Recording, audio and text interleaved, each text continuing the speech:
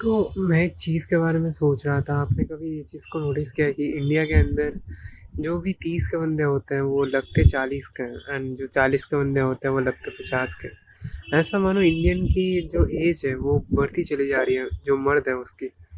तो ऐसा क्यों है? अगर आप किसी भी सेलिब्रिटीज़ को देखोगे, रिसेंटली मैं महेश बाबू को देख रहा था। लिटरली वो बंदा वैम्पायर की तरह एज कर रहा था। वो बंदा अभी 50 साल का है लेकिन लगता वो 25 साल का है। आप समझ सकते हो लाइक क्या कर क्या रहा है भाई, ऐसे ट्रीटमेंट्स क्या सेलिब्रिटीज़ कर रहे हैं। तो इस बारे में मैंने कुछ रिसर्च किया and जो मुझे पता लगा वो काफ़ी शॉकिंग था। नंबर वन है कि ऐसे सेलिब्रिटी की ट्रीटमेंट्स जो है काफ़ी ज़्यादा, कुछ कुछ सेलिब्रिटीज़ जो है बोटॉक्स ये वगैरह करते हैं। मैं उस बारे में बात नहीं कर रहा हूँ जो कि सबको पता है, जैसे डाइट हो गया या वर्कआउट्स हो गए एंड देन मेनली वो सब चीज़ें। मैं उन सब चीज़ों के बारे में बात कर रहा हूँ जो कि इलीगल है। इलीगल इन द सेंस जो कि बहुत ज़्यादा सेलिब्रिटीज़ कराते हैं लेकिन वो पब्लिकली शोकेस नहीं करते। Number one is blood replacement. देखो, ब्लड टिश्यूज़ जो होता है तुम्हारे बॉडी के अंदर, वही रिस्पॉन्सिबल होता है तुम्हारे इस फेस के कोलाजिन को लेके। तुम्हारा ब्लड कितना अच्छा है वो रिफ्लेक्ट करता है तुम्हारे स्किन के ऊपर। अगर तुम्हारे स्किन के अंदर विटामिन कम है, जो कि होता है यूजुअली जब तुम एज करते हो, तो तुम्हारे स्किन के अंदर क्या होता है पता है, नए नए विटामिन बनने ना कम हो जाते हैं, जिससे तुम्हारा फेस जो है एजिड लगता है, तुम्हारा बॉडी एज करने लगता है, तुम्हारे ऑर्गन्स एज करने लगते हैं, जिससे यू लुक ओल्डर। सो इसको रिप्लेस करने के लिए दो तरीके की चीज़ होते हैं। एक तो आप अपने बॉडी के किसी भी जगह के ब्लड को लेकर अपने फेस में डाल सकते हो। इसको क्या बोलते हैं, इसको एक सर्जिकल प्रोसीजर होता है जिसके अंदर आप अपने हाथ के या फिर पैर के ब्लड को लेके, मेनली हाथ का ब्लड यूज़ होता है, उसको लेके आप अपने फेस के अंदर डालते हो, जिससे आपका फेस के अंदर कोलाजिन बढ़े। एंड दूसरा चीज़ होता है कि आप किसी और के बॉडी से उसका ब्लड निकाल के अपने बॉडी के अंदर डालो, जो कि मेनली होता है 16 से 25 साल के अंदर। बिकॉज़ एक मर्द अपने प्राइम में 16 से 25 साल तक रहता है, फिज़िकली बात कर रहा हूँ। इसके अंदर ही जितने भी चीज़ें हैं उसके अंदर ब्लड बोलो, टेस्टोस्टेरोन बोलो, सब कुछ हाई अमाउंट में होता है, जिस कारण से सेलिब्रिटीज़ के लिए ये एक one of the easiest method होता है to get that look that they want.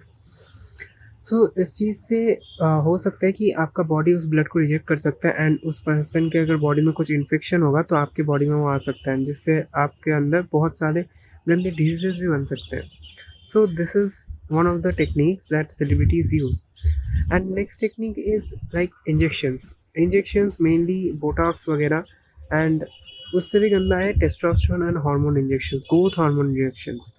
Growth hormone हम सबको पता है कि वो अपने हाइट के लिए रिस्पॉन्सिबल होता है, लेकिन कुछ कुछ ग्रोथ हार्मोन्स हमारे बॉडी में हमेशा से रिलीज़ होते हैं ताकि हमारे जो हेयर्स होते हैं, फेस के कोलाजिन होते हैं, हमारे जो रिंकल्स होते हैं वो बाहर ना निकले। क्योंकि हमारे स्किन में ऑटोमेटिकली ये चीज़ जब हम एज करते हैं तो कम होने लगता है, हार्मोन्स की प्रोफाइल बोलो, सब कुछ कम होने लगता है, टेस्टोस्टेरोन, हार्मोन्स, एस्ट्रोजन, सब कुछ कम होने लगता है।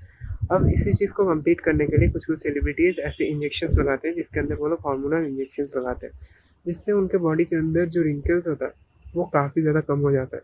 रिंकल्स इन द सेंस उनका रिंकल्स आता ही नहीं है। आपने देखा होगा कोई कोई सेलिब्रिटीज़ के रिंकल्स ही नहीं आते, बिकॉज वो लोग इंजेक्शंस मारते हैं यार हार्मोन्स के, ताकि उनके फेस के अंदर जो माथे के ऊपर आपके 3 लाइन्स आते हैं वो उनके कभी नहीं आएंगे, बिकॉज वो लोग इतने ज़्यादा इंजेक्शंस मारते हैं अपने फेस के ऊपर।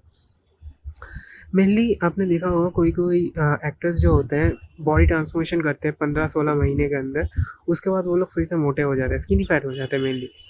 तो ये सब चीज़ें पॉसिबल कैसे है? कोई कोई बॉडी बिल्डर आप इंटरनेट पे देखोगे कि पूरा पूरा 10 साल 20 साल लगाने के बाद भी वो ऐसा बॉडी नहीं बना पाता जो सेलिब्रिटीज़ का ऑलरेडी होता है।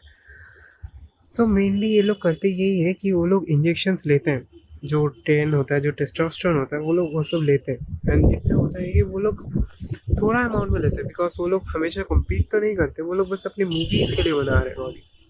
तो जब वो लोग थोड़ा अमाउंट में लेते हैं तो उससे अपने बॉडी के अंदर लाइक ऑफ साइकिल, इसको एक अलग सी साइकिल बोली जाता है कि जब ज़रूरत होती है तब लेते हैं, उसके बाद ये लोग बंद कर देते हैं, जिससे आपके बॉडी के अंदर भी कुछ ज़्यादा चेंजेस नहीं होता है।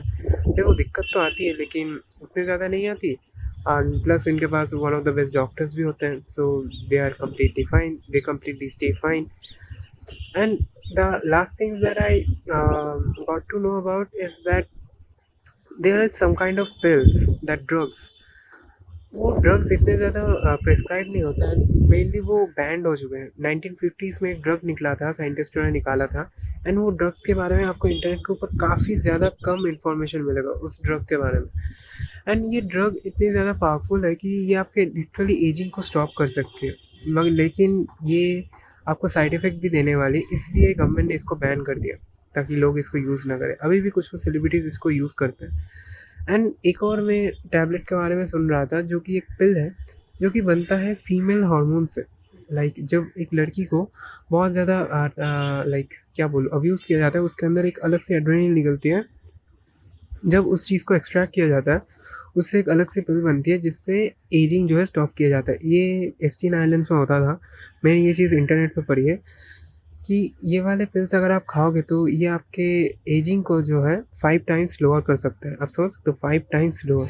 सो ये कुछ-कुछ चीज़ें हैं जो मैंने फाइंड आउट किया है अपने रिसर्च के ज़रिए, and I would love to हाँ, I love to and and that is it for the video, and thank you for watching this video. Haha.